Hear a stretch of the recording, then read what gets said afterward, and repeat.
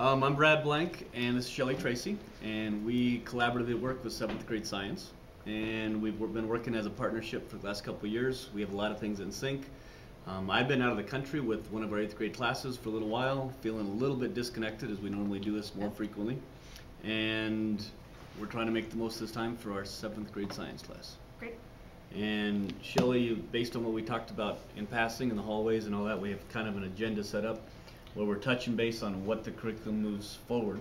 We spent a little bit of time on that already, but I want to spend some time looking at student work.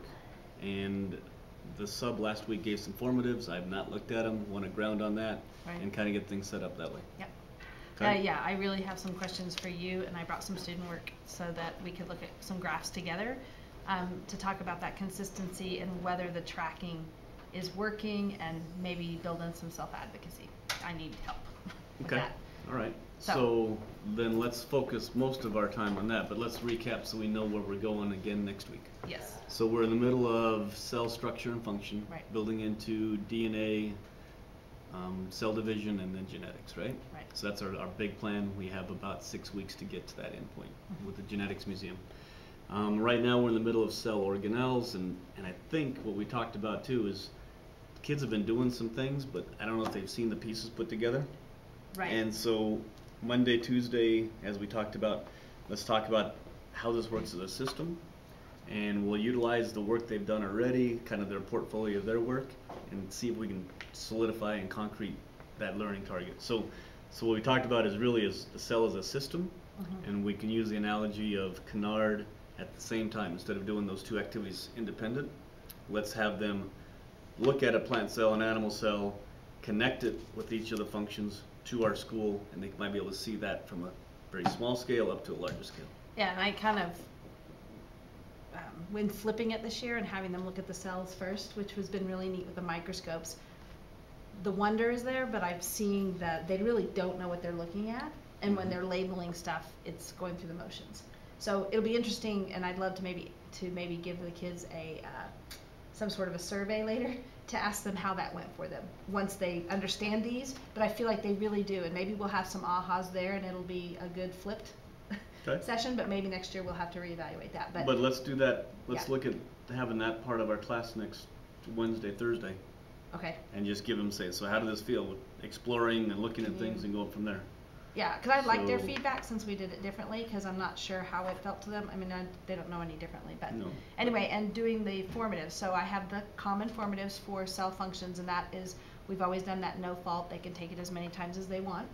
And I have the three different. We have 3 that we used last year. And I've checked them, and they're all good. Okay. We revised them last year when we knew that they needed to be changed up. And the idea is that this is something that when we talk to the high schools, that they really liked knowing. They expect kids to come in knowing. Okay, so let's talk about no fault. So we'll give it once in class next Tuesday, Wednesday, Thursday, right? But then how do we, so kids don't do well on it, they need time. Do we want to switch kids? Do you want to host an ELO session for kids that need it? Do you want me to do that? I think with you working with Science O kids right now, why don't I do that, and we'll host 2 things. Either you can come to me to do the retake, and I'll set up a retake station, but I'll also have a retake, a relearning station. That's more important than the retake. Right. But some kids who are saying, I really just missed flip 2 and now I get it, that might be just a retake. But the kids who say, I really need to relook at that analogy and understand, I'm happy to hold that. So why don't I hold that ELO Thursday? So ELO relearn, retake, with you taking the lead on that. Absolutely. Okay, and that works good because I'm out of the building on those 2 days as well. Right, and then we can see, after we've done this first day, we can compare those first round of formatives and just see what came out. So, we do much more. Big plan, DNA, and then maybe... I'm going to put extraction first here so we know. Extraction, then the format. Okay. And then then cell division. Then I think in the past we've done a summative. Yeah. At that point, it's a good disconnect before we get into more of the genetics. Okay. You good with where we're headed? Excellent. Feels good to have it. I would like to talk and you weren't here, and we did this cellular respiration lab, and it was really interesting because before that, in looking at the green learning growth trackers for kids. It was really interesting to pull it back out from the beginning of the year, and I'm really glad that, you know, we kind of dabbled in this last year, is I pulled it back out when it's been a lot of time. So if you can see, it was early September when they were tracking, graphing. They've learned it in the sixth grade. They were identifying what they did well and what they needed to work on. And I have to tell you, my initial reaction when I was seeing the stuff come in, and you know, you're only looking at a few, right, and your eye catches, was that you would see kids tracking. So for instance, this child did go down, but I had him, you know, remember, she said, remember the title, exclamation point. So it was neat reflection, because we know they know the skill. It's the attention to detail to yeah, do it. it's remembering to do it, and that's what I feel like a lot of kids. Yet you have another kid here who actually got better and grew. Well, I think that what this does, it accentuates the need for, you don't just learn a skill and you toss it out the window. And this communicating data through graphing is a skill that they'll do forever. Well, I know that something I'd like to do is meet with Megan and Stephen Ray on how they track skills in English, but the same skills apply. You know how they have that thing that colored in, and that the kids keep and track their growth? I was thinking about the comparison between science and English, that skills in English, I think, maybe I'm making assumptions, I want to ask them, is that those skills apply every time you're writing, yet it's often in science, you know, you're not going to track their skill of knowing that cells are the basic function of life. No, that's more of a, that's not a skill, that's a learning target. Right, and I'd like to see us becoming more, you know, getting more of these in there, but it's funny, because my goal, what I'd love to see us be able to do is actually do this and actually have a summative graph. Well, let me back up, because I have, well, this student transferred from your class to mine, and it worked great because I got this information, but I would love for them to, because I was gone, and this is kind of tying in with this cellular respiration lab that I want to ground on. I have, through our student teacher, put together another extension on that has graphing. So I did not request through the sub to really focus on the graph, but as I look at it, I can see that there's some need for some improvement. Like a missing title. Yeah. Well, but I would love to utilize that next tool, and so that each of my students has more data points. I have, like yours, most of my kids have 2 to 3, but it has been since October. So that's something that you can round on next time, and I can look and help you so you know exactly what I put in here. What I noticed on this one is that kids, it was very much about direction following. What I'm concerned about, and I've seen it in other places, like of course I'm going to pull a bunch here that are all really nice. So the skill we need to accentuate is what's the right graph for the right data sets. So last graph for this I graded and looked at. The interesting thing here is I was thinking I'd really like to pull that graphing rubric that we have that is just the basics of, you know, what makes it a great graph. And I think I'd like to have the kids self-assess, because I feel like there's some kids that you're saying, okay, Brad, you're missing a title and this is a line graph. We can put a lot of energy into it, but I think the aha moment is when they recognize what they didn't do. Right, who's doing more work. And I don't mean that in a bad thing, but I think they need to. So I think they enjoyed the tracking. I heard the size for kids that went down. They were like, oh. Well, but then I see somebody. But that's a motivational factor too. You know, like Addie, she took her first one, she did great, and now she's up here at 4s doing, you know, really high level graphing. But they're learning that it's been valuable. This is the first I've looked at this data, and your kids and mine. And what's interesting, well, they're different. So they must have done a whole group where they did multiple activities, but the title should show it. Title was tough on this for kids. Time it took for heart rate. They had struggles with still saying time it took for BTB solution to change color before and after exercise. And I think part of the struggle was they were still trying to tie it to cellular respiration. So, I mean, I got that. You know, I got, so I think it's going to take looking at some of these, and again, maybe a relearning and really talking to some kids and some conferencing. I think what I need to do, I mean, I look at the detail and the answers here in this graph, but based on this is what I had to do with this same class this morning. I had to kind of revisit after being gone a week and said, let's see what you know. I know oftentimes we get so focused on our agenda, but I don't know if they got the true meaning of this BTB lab. I don't know if they understand the purpose or what exactly was happening based on a quick glance. Right. So that's something I'm going to need to do part of Monday, just to ensure that has been captured.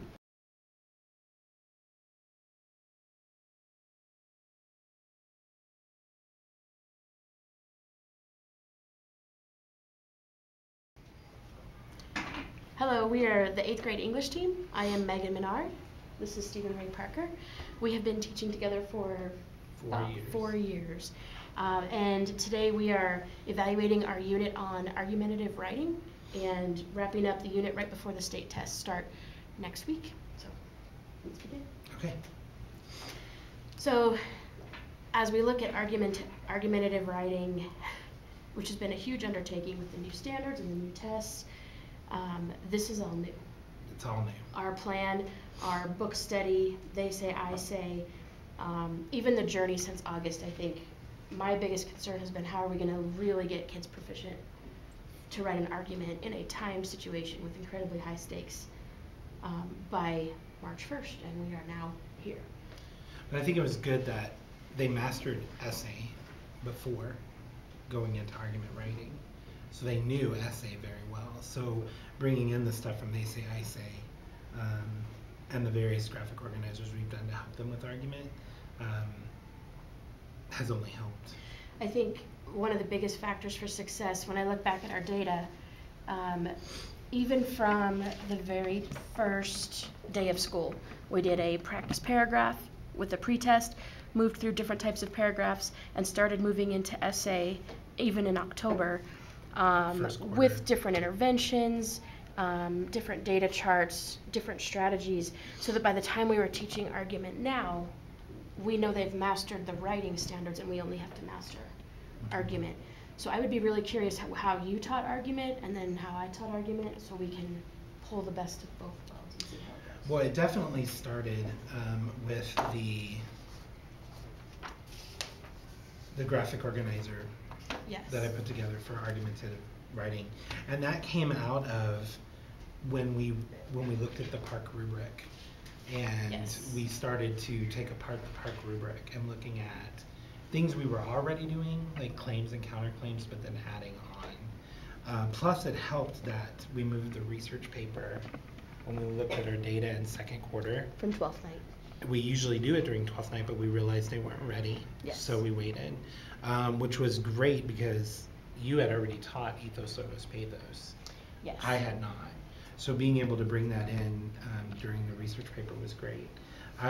This was the first start, and what helped the most with the kids were the sentence starters, which really came out of the book that we're doing together. So by focusing on blank, the writer overlooks blank. That's an example of a counterclaim. Yes. And then what was the graphic organizer? Yeah, so this was a graphic organizer that I put together for body paragraphs in an argumentative essay. The hook, the tag, which got from Kelly Gallagher. And these were examples. I said, you don't have to do a claim and counterclaim here. You don't have to do a concession and a rebuttal here. However, this, if you followed this for each main point and the textual evidence to back it up, you're going to weave in all the skills that are listed on this sheet. We did it a little differently.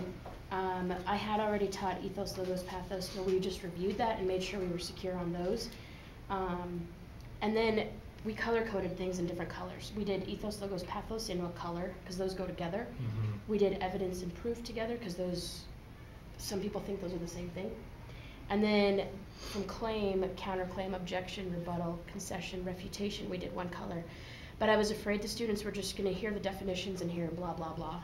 And so we took some time to go through those and memorize the definitions, but then I gave them on a document camera a piece of paper and I said, objection, rebuttal, refutation, what are the subtle differences?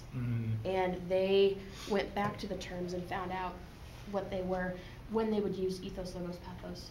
They decided it would be all three. And then we used claim, counterclaim, and concession and realized that a concession, although it looks to be negative, is actually positive.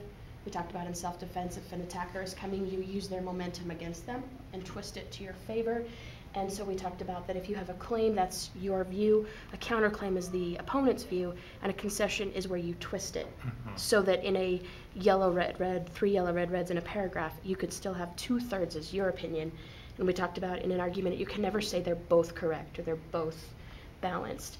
It has to be 2/3 one, 1/3 another, where there's a clear tipping of the scales. And removing emotion. Yeah. That has been a very strong one, because that is how Common Core is distinguishing between persuasive and argument. Yeah. Is persuasive has the emotion piece in there. Then my regular class really struggled more. It's such a hard skill.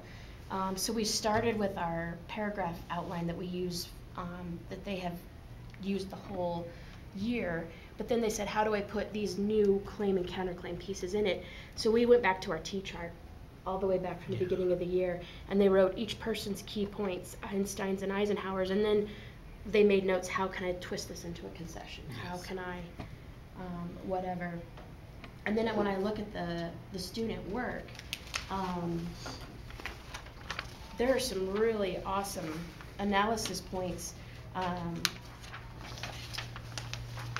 where I shared this with the students, and we went through and analyzed, what does analysis mean, even though we've defined it 100 times, and how do I know that this sentence right here is analysis in a second read? And now they can explain. It's one of the questions. How does it matter? Why does it matter? It's been this way for 21 times. Why does the 22nd time matter? Why is it significant? Well, and we also, my student teacher, Kendall, put together a argument revisiting PowerPoint. So after the first timed essay, before the second one, they were able to look at actual student work. So the student work was projected up onto the board and saying, this is a great hook, this is a great tag, here's an example of a concession, but saw a dramatic increase in what they were able to do on the second essay. I mean, students using sentences and making this comment, readers may instantly assume that snowboarding is the way to go. However, they fail to look at the whole body and comfort of the person. Yes. Yes. I mean, and those types of sentences weren't being used before that, before sort of hammering home what you did here was the same thing with this. Yes, they are the same. Yeah. Because ironically, you have yellow, red, reds, and we mapped out in an essay, this is the amount of space you have. Yes. And we mapped out 3 possible ways that you could, do you want to put a refutation as body paragraph 3? Should you put it at the end of body 2 and then catapult positively to the 3rd paragraph? We talked about that there's more than one right way, and that this is one possibility. So as we look ahead, let's talk interventions. The test is next week. Tomorrow is the final timed 3rd essay. Yeah. Looking at big interventions, we have our ELO support. Yes. And we have Natalie, who comes in, certified teacher, and is volunteering for now and is able to help us. I have her working with either one student intensively or a small group every day. I also have Kendall, and so we can usually divide and say, you 3 need help with this skill, you 2 were absent and need a reteach, and this person needs challenge, and we use the balcony, we use the conference room. One of us is in here working with everybody. When I look at what do they really need, it's down to the second reds. And I think after looking at student work last class, and looking at how in kid language it was accomplished, looking at the sentence starters from the book, I think we're there.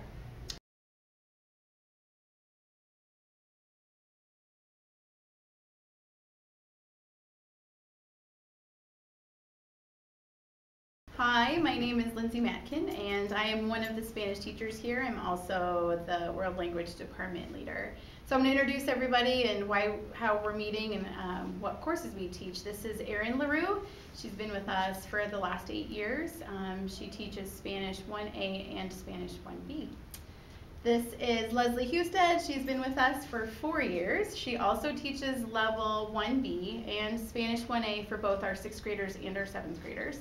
And this is Patricia Lazon, and she also teaches our Spanish 1B, Spanish 1A for 6th and 7th grade. So at this point, I teach Spanish 2, and I have a 6th grade Spanish 1A class. So we meet every other day during our planning time, and we all are on one or more of the same teams. So the 3 of us teach Spanish 1A. And actually Erin does 2 in one section, so we meet collectively. So today we're going to work on Spanish 1A, so if Erin, if you could start pulling up our plan, and we'll go from there. I think it would be the easiest if we start with where I might, cause since I've been gone for a week, if I could kind of say where my class is, and then if you guys could talk about where your kiddos are and how we can continue to plan for the next week and where we're going, and then follow up by looking at the exams my kids took while I was gone. Does that sound good? Yep. Going with, let's talk about big picture. Yeah. So we have time, days of the week, Classes, ordinal numbers. classes, ordinal numbers. Anything else? Are we considering, maybe it's after spring break, but I think we need to do ER/IR groups. Oh yeah, I think that'd be great. Okay. But that's after break. I'm trying to So look at before this break, chapter. we're looking at time, days of the week, classes, and ordinal numbers. We haven't done officially months. We did a little bit of months with birthdays, but what do you guys think about during CMAS? I mean, you want to do things that keeps their interest and also motivated to keep going. I see days of the week and months. And seasons. Yeah, we could do seasons. That's in 1B in the travel unit. Oh, that's right. which is our next unit. Okay. So what if we did, I haven't introduced that at all, and even though you introduced it yesterday, you can always recycle it. What if we wait till the following week to do that? Okay. So next week, spend our time on time, and classes, ordinal numbers, so just all schedules, and then we can incorporate that reading, because I think we have email exchanges that we've done in the past, so we'll do it through reading. They've already done some writing, we can do more, and then the listening. I found it sent in the email, the speaking, we could do some speaking practice and speaking their assessments own with schedule. their schedule, and giving them certain times. Okay, so Farther that's out, next I mean, as Yeah. far as like thinking ahead, like where we want them to be, I loved how, and I think you guys did it last year too, like 2 years ago, we really focused the last part of 1A on asking and answering questions, like making a The conversation. basic Like, remember we had questions. that whole Yeah, we had it. list Yeah. and like worked on those, and I wonder if we could turn that into a project or something We even turned more Chato interactive. into that. Okay. So I looked ahead last night because I wanted to see where we're going, and what we did Yeah. is in May, we turned in our puppet end of the year project into that. Nice, So we because took that's all what of I those felt like- basic questions and we threw it in there. Because I was like, when are we gonna do Chato? So that's Okay, in May, so that's perfect. perfect where we're gonna end up. 'Cause I feel like that's a good. So final point.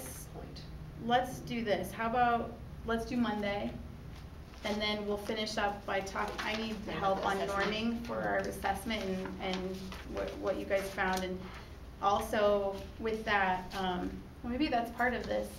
So for Monday, as we plan, how did they do on the AR verb test? Because we'd have classes, and I mean, they're gonna wanna talk about activities as far as what they do in their class, and that's a good way to tie in some of the areas that they weren't proficient on their assessment. Yeah. So how did they do? There were 2 things we looked for. It was if they could tell what the verb means, and then if they could use it based on the subject pronoun. So how did They did it well for the most part, just some are still struggling with putting the correct endings, conjugating verbs. But for the most part, they had the meaning, because they had to choose between 2 and use in context the correct one. And my Go ahead. No, you're Okay, what I found for mine, I know our 7th graders haven't taken the summative yet because we pushed it back to meet their needs. But what I'm finding is they can conjugate it when you give them like yo or vosotros, but when you give them Paco y tú or like los estudiantes, so it's not, like I feel like they have the endings. I feel like they're actually doing quite well with the They do meanings, really much well. better than we've done in the past. I'm seeing like the different activities help them, but it's the connection of, if I'm not given the pronoun Yeah. explicitly, how do I pick? And They that's where I'm still- seeing they need The biggest help ones are still. if it's a single name or 2 names. Mhm. And they're still wondering, is it talking about them or is it talking to them? That's what I'm saying. Yes. Sorry. Or if it doesn't have the quotation mark, it's not a conversation, so it's always talking about them unless it's in quotation. So I'm gonna grade these this weekend. So what I'll do is I'll go through and mark them all, and then I'll categorize them in piles based on what I just assume, I think, and then what I'll do is meet with you guys on Monday, maybe, what's Monday, odd? So maybe, do you have yours, or did you already distribute them? Already returned I returned mine the too, 6th but grade. but I know exactly how we normally do. Yeah. Okay, so what we'll do is if you guys could just help me out as to what proficient was and advanced was for this one. And I'm sorry, with me being gone, it delayed that process a little 10 bit. days is a long time. So, okay, but I glanced at them and They did a great job. The hardest part was the backside, if they didn't really study the definitions, just from the English to the Spanish. desire. And when we were talking, we didn't worry too much if the spelling was pretty close. We just wanted to see, did they have really the basic idea for the infinitive, and did they get the ending? Unless it was like way off, and then it was kind of Okay. wrong. So, but yeah, we did the double underline for the verb ending, and then we put a slash through it if it was just the wrong definition. Okay. Okay, just like we've always done. So what if we held off on using this to help us plan for the rest of the week until Tuesday when we meet again, so we can see what we need to do to make sure everyone's proficient? Sound good? Yeah. All right, so Monday, let's plan Monday then, because then, so this will have to be part of Tuesday.